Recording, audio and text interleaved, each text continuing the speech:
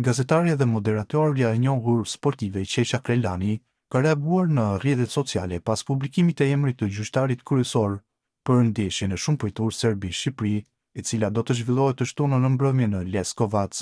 Në një postim të gjatë në Facebook, Krelani ka vlerësuar pozitivisht zgjedhjen e UEFA-s për arbitrin Istavan Kovac, duke e cilësuar atë si super profesionist dhe duke theksuar se ai nuk do të ndikohet nga emocionet apo nga ndonjë ëndësi etnike në fushë.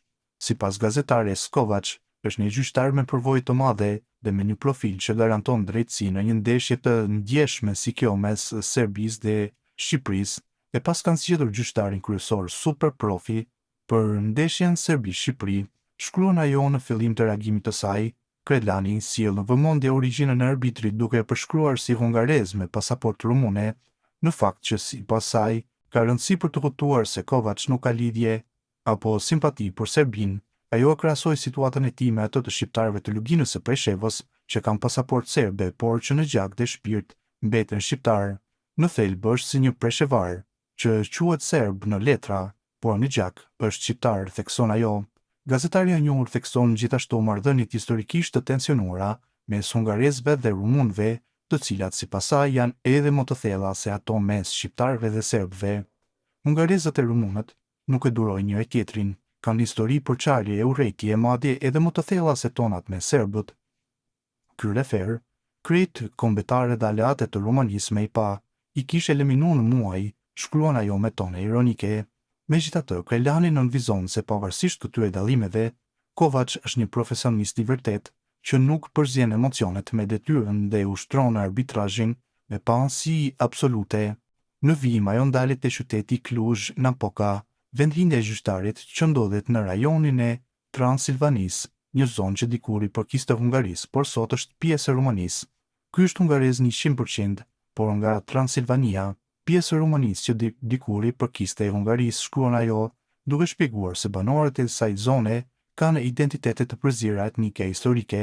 Krelani shton se Cluj-Napoca ndon se qyteti rumun ka shpirt hungarez dhe një shoqëri të ndarë mes dy identiteteve, një shoqëri totale e ndame, kanë histori të përziera, kufi të zhvendosur, kombësi të përziera, thot ajo.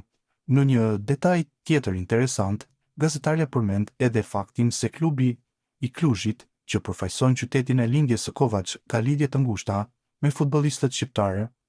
Cluj-Napoca, aq pro-shqiptar janë saqë deri tash, skuadra e Kluzhit i ka transferuar 3 futbollista të përfaqësuese së Kosovës dhe një të FC Prishtinës, Korenica, Emerllahu, Ermal Krasniqit dhe Drilon Islami, shkruan ajo.